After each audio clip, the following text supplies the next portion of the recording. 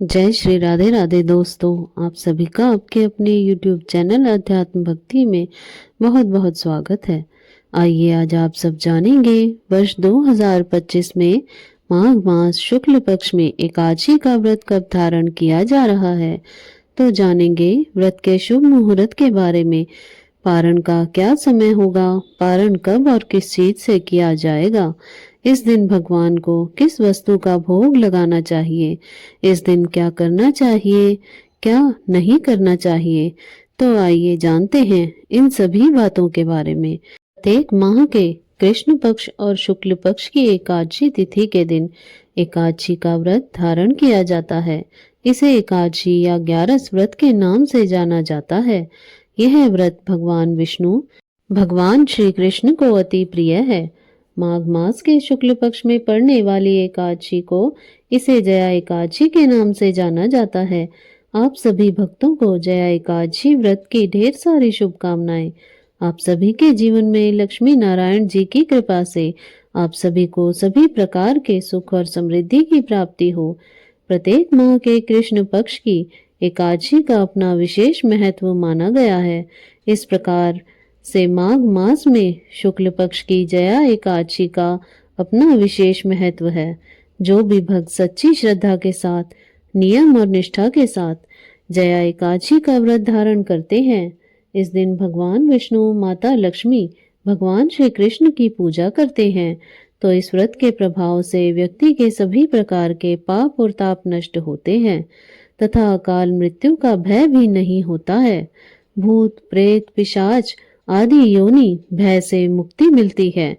यह एकादशी का व्रत पितरों को सद्गति प्रदायक और व्रती को मोक्षदायक होता है। तो आइए जानते हैं जया एकादशी व्रत के शुभ मुहूर्त के बारे में। माघ मास शुक्ल पक्ष की एकादशी तिथि प्रारंभ समय 7 फरवरी 2025 दिन शुक्रवार रात्रि 9:27 और एकादशी तिथि की जो समाप्ति है वह 8 फरवरी 2025 दिन शनिवार रात्रि 8:17 पर एकादशी तिथि की समाप्ति है। तो सूर्योदय व्यापनी के अनुसार शुद्ध रूप से एकादशी का व्रत जो कि 8 फरवरी 2025 दिन शनिवार को सभी भक्तजन एकादशी का व्रत धारण करेंगे। व्रत का पारण हरिवासर समाप्त होने के बाद करना चाहिए। हरिवासर का समय द्वादशी तिथि का पहला चौथाई हिस्सा हरिवासर का होता है। तो द्वादशी तिथि की जो समाप्ति है वह 9 फरवरी 2025 दिन रविवार शाम 7:26 पर द्वादशी तिथि की समाप्ति है।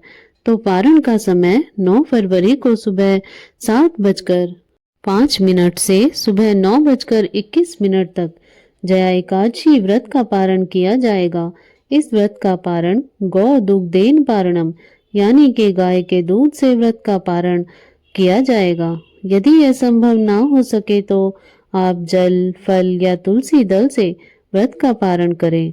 एकादशी तिथि के दिन ब्रह्म मुहूर्त का जो समय है वह समय सुबह 5:21 से सुबह 6:13 तक होगा। सूर्य उदय का समय सुबह 6:37 से सूर्यास्त शाम 5:47 तक होगा। 8 फरवरी को राहु काल का समय सुबह 9:24 से सुबह 10:48 तक राहु काल का समय होगा। 9 फरवरी को राहु काल का समय शाम 4:24 से शाम 5:48 तक राहु काल का समय होगा। राहु काल के समय के दौरान कोई भी शुभ कार्य या नया कार्य नहीं करना चाहिए, इस बात का ध्यान रखें।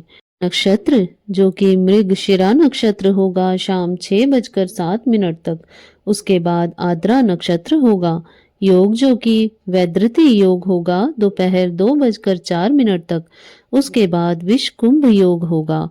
8 फरवरी को रवि योग भी बन रहा है जो कि सुबह 7:05 से शाम 6:07 तक, जो कि बड़ा ही अच्छा संयोग बन रहा है। जो भी व्रती हैं उन्हें व्रत के लिए दशमी के दिन से ही व्रत के नियमों का पालन करना चाहिए। दशमी तिथि के दिन सूर्यास्त होने से पहले ही शुद्ध और सात्विक आहार ग्रहण कर लेना चाहिए। रात्रि में ब्रह्मचर्य का पालन करते हुए एकादशी के व्रत का स्मरण करते हुए सोना चाहिए और एकादशी की सुबह उठ करके स्नान करके शुद्ध वस्त्र धारण करके भगवान सूर्य नारायण को अर्घ प्रदान करना चाहिए और फिर व्रत का संकल्प लेना चाहिए। भगवान विष्णु, भगवान श्री कृष्ण से प्रार्थना करनी चाहिए कि हे भगवान, आज मैं जया एकादशी का व्रत धारण करने जा रहा हूँ या करने जा रही हूँ।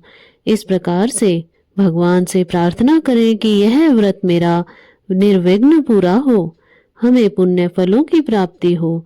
आपके मन में जो भी इच्छा हो, जो भी कामना हो, उसे भगवान से कहें और एकादशी के दिन रात्रि उपवास रहकर व्रत को धारण करें।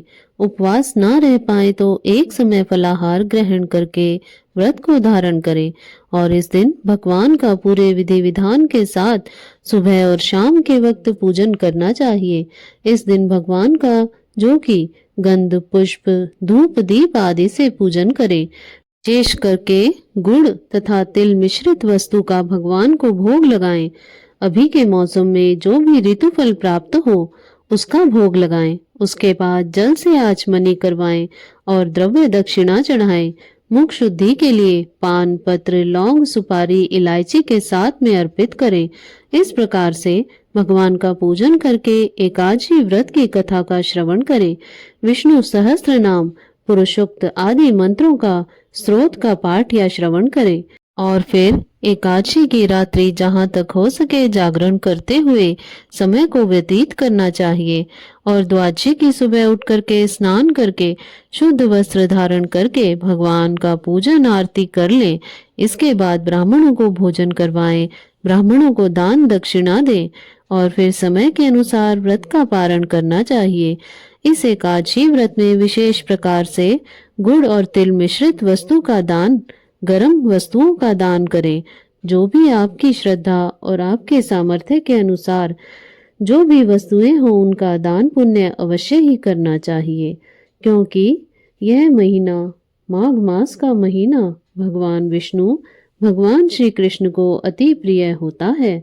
इस दौरान गंगा स्नान करना, दान पुण्य का कार्य करना जो कि अनंत फलदायी माना गया है और अभी जो कि महाकुंभ भी लगा हुआ है, तो इस दौरान जहाँ तक हो सके संगम, तीर्थ क्षेत्र आदि जगहों पर जा करके स्नान कार्य करें, दान पुण्य का कार्य करें तो बड़ा ही पुण्य फलदायी होता है।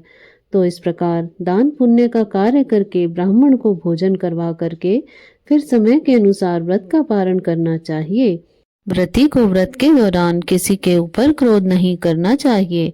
अपने मन में किसी के प्रति ईर्ष्या या द्वेष का भाव भी नहीं लाना चाहिए। ब्रह्मचर्य का पालन करना चाहिए। व्रत के दौरान जहाँ तक हो सके ओम नमो भगवते वासुदेवाय, श्री कृष्ण गोविंद हरे मुरारी आदि मंत्रों का जाप करना चाहिए। इससे भगवान विष्णु अपने भक्तों पर अति प्रसन्न होते हैं। जब भगवान प्रसन्न होते हैं तो भक्तों के सभी प्रकार के पाप और तापों को नष्ट कर देते हैं तथा सुख और समृद्धि का आशीर्वाद प्रदान करते हैं। तो आशा करती हूँ आपको यह जानकारी अच्छी लगी होगी।